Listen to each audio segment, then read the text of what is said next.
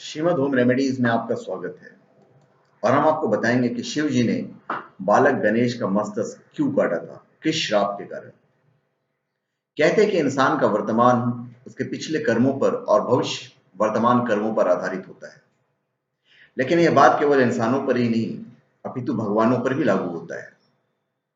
हमारे पुराणों में अनेक ऐसी कथाएं हैं जब भगवान द्वारा अतीत में किए गए अनुचित कार्यों के कारण उन्हें आने वाले समय में कष्ट उठाने पड़े हैं। ऐसे ही एक कहानी भगवान शंकर से संबंधित है, जब उन्हें कश्यप ऋषि द्वारा दिए गए शाप के कारण अपने ही पुत्र गणेश का मस्तक काटना पड़ा। एक बार देवी पार्वती ने शिव जी के गण नंदी के द्वारा उनकी आज्ञा पालन में त्रुटि के कारण अपने शरीर के उपटन से एक बालक का निर्माण कर उसमें प्राण डाल दिए और कहा कि तुम मेरे पुत्र हो, तुम मेरी ही आज्ञा का पालन करना और किसी की नहीं। देवी पार्वती ने यह भी कहा कि मैं स्नान करने के लिए जा रही हूं, कोई भी अंदर ना आने पाए। थोड़ी देर बाद वहां भगवान शंकर आए और देवी पार्वती के भवन में जाने लगे। यह देखकर उस बालक ने विनय पूर्वक उन्हें रोकने का प्रयास किया। बालक का हठ देखकर भगवान शंकर क्रोधित हो गए और उन्होंने अपने त्रिशूल से उस बालक का सर काट दिया। देवी पार्वती ने जब यह देखा तो बहुत क्रोधित हो गई। उनके क्रोध की अग्नि से सृष्टि में हाहाकार मच गया। तभी सभी देवताओं ने मिलकर उनकी स्तुति की और बालक को पुनर्जीवित करने को कहा। तब भगवान शंकर के कहने पर विष्णु जी एक हाथी का सर काट कर लाए और वह सर उन्होंने उस बालक के धड़ पर रखकर उसे जीवित कर दिया। तब भगवान शंकर व अन्य देवताओं ने उसे गजमुख बालक को अनेक आशीर्वाद दिए।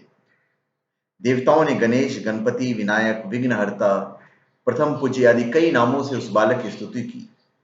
इस प्रकार भगवान गणेश का प्राकट्य हुआ। ब्रह्मवैवर्त पुराण के अनुसार एक बार नारद जी ने श्री नारायण से पूछा कि प्रभु, आप बहुत विद्वान हैं और सभी वेदों को जानने वाले हैं।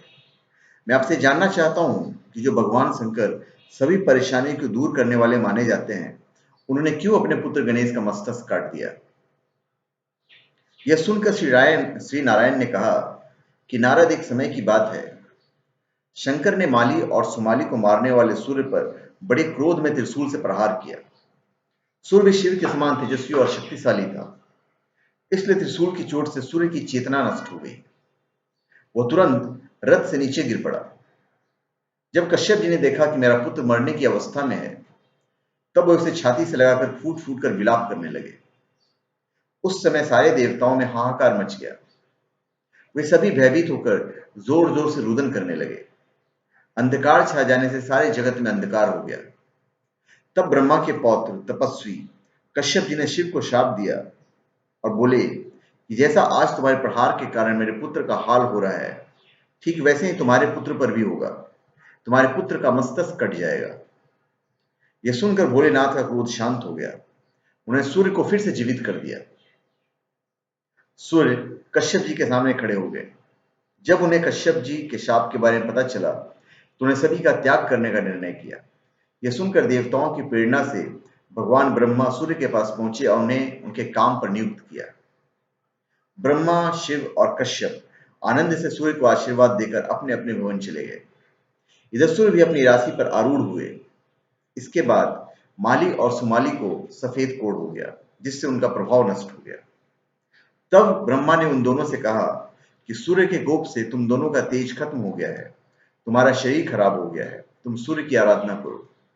उन दोनों ने सूर्य की आराधना शुरू की और फिर से निरोगी हो गए। तो धन्यवाद।